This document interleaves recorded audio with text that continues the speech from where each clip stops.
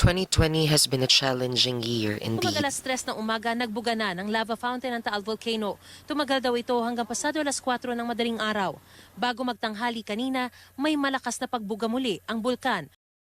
It did hit us all big time. Enhanced community quarantine sa buong Luzon. Ano ba ang ibig sabihin nito?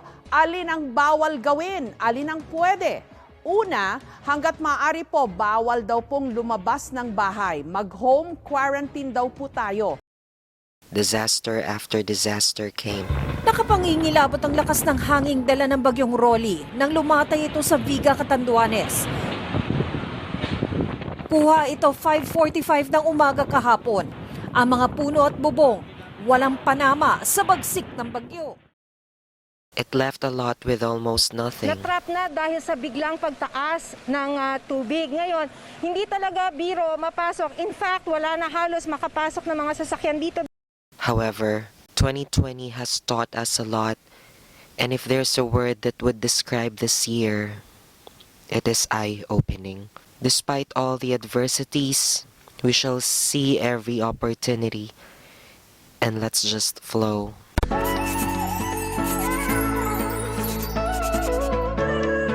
Hey, hi, Poikastad here, another great day in our channel. There's just really a lot of things that we should be grateful for this year. We get to bond with our families more. Pwede ka namang mag-west. Okay, son. Basta sa South Drive siya, wala tayong ways eh. Hindi na ka magsalita, ate. Bakit? Ba't ang arte mo, sis? Eh kasi, kahit ba na ko eh. Nagiging uwak na naman ako, Gorn. We get to do things together with our families that we didn't even bother doing before. You know, like when you do the caroling? Sa aming bahay. Yeah, hindi ko na tinuloy kasi corny, tinuloy mo pa. Hindi ko na naman i-edit out yun. Wala na naman Kenneth. Dahil sa amin siya, Kenneth. Oh, ito na. Ayan na, Si Jared ayan ulit na. taga-push. Magdasal tayo. Jared, ikaw taga-push. Let's see kung ano Ay, man. nagkukulat siya, ma. Ayaw ko sa'yo. Bala ka dyan. Make it perfect this time, di ba? So, ipipress mo siya ng ganyan. Bala ka dyan, ate. Ang gulo namin dito. And if you have fur babies,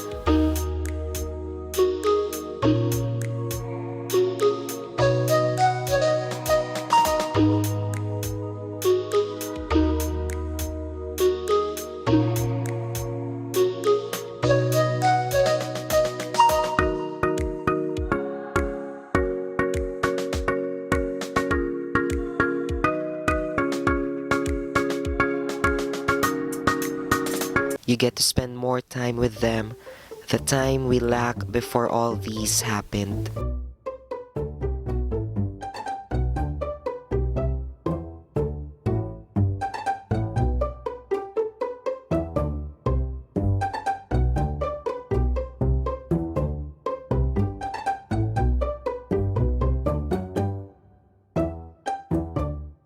And most of all, we got closer to our parents.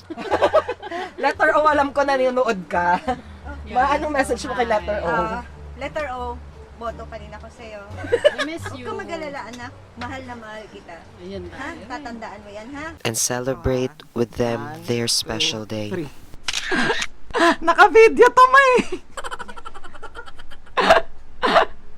This year also taught us that bonding with friends doesn't really need to be somewhere fancy. Di pa natitikman, masarap na. Agad. Siyempre kinikilig ako kanwari. Mambal happy! Sarap, Ben! Ipapakita ko sa inyo, ha? Si Pineta, anak ko. Tapos yun. Yung tatay. As long as we're having fun, inside our homes is already a perfect spot. Sorry, be. Ano bang mapapanalunan pala dito? Oh, go na.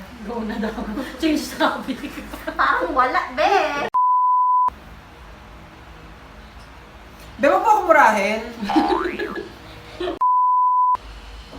Sige, mababasa ko eh! 2020 has been a year of challenges for all of us, which proved us that with bayanihan and resiliency, we are stronger. Yung maluto niya. Tapos, thank you din sa mga nagbigay pa ng kumot, ng mga damit, ng mga food, ng canned goods and stuff. Sobrang maraming salamat po. And this just shows again kung gaano karami yung ways na pwede nating magawa para makatulong.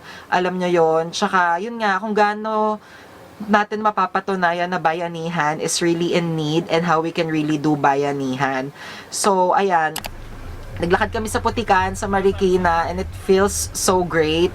Honestly, it feels so great kasi alam mo na ginagawa mo yon para makapagpasaya, makapagpangiti ng mga tao.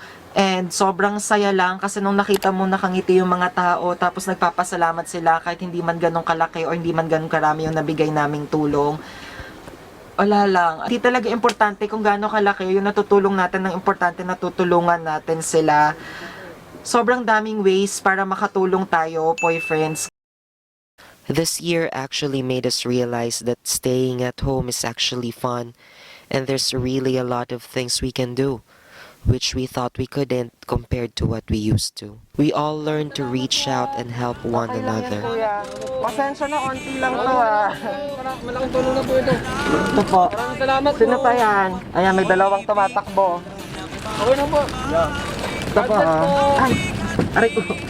Ayan, kuya. Sige po, thank you. Thank you po. Ay, wala ka pa, kuya? Yung kasama po namin isa. Asan po? Uy, tawagin mo si Yakaw. Yeah. Ayun na lang. Okay na po? Sige po, thank you, kuya. Salamat po. Pasensya na, yan lang ah.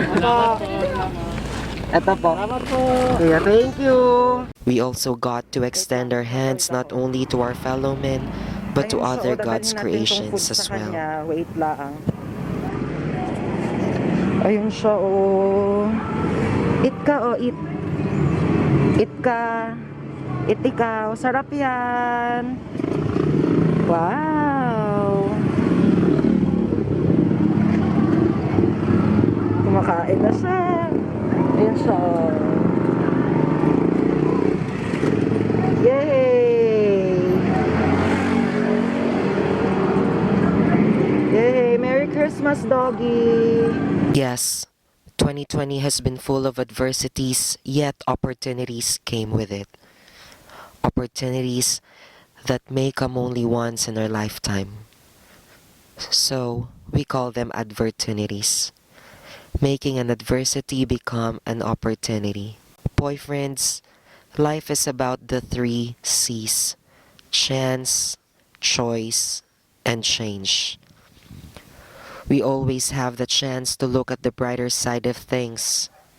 So let's choose to be optimistic and look forward to a better change. As for me, I look at 2020 as a chance for me to grow mentally, emotionally, and most of all, spiritually. This year gave me a chance to broaden my horizon. Despite all these, I chose to see the silver linings. That's why I am choosing to be grateful. Now I can say I've changed and learned to adapt and consider everything and everyone around me. Have a blessed, full of abundance, and prosperous 2021. See y'all next year. Thank you, 2020. 2021, I am excited. Thank you so much for joining me this year, boyfriends. And just like what I always say, stay fabulous, spread love, and always be a blessing.